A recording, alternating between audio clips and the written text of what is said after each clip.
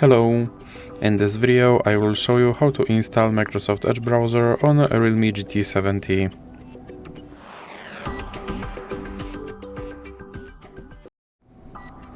So you have to start by opening your Google Play Store, then click on search bar and type in Edge, then click search and click install.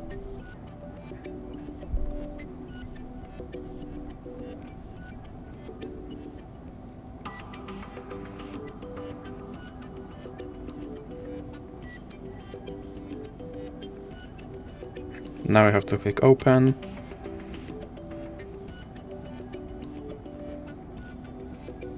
And here you can set this browser as your default browser, or you can click not now and now click confirm. And as you can see, my Microsoft Edge browser is now installed and is ready to use. So that's it for this video. If you liked it, please remember to leave a like and subscribe.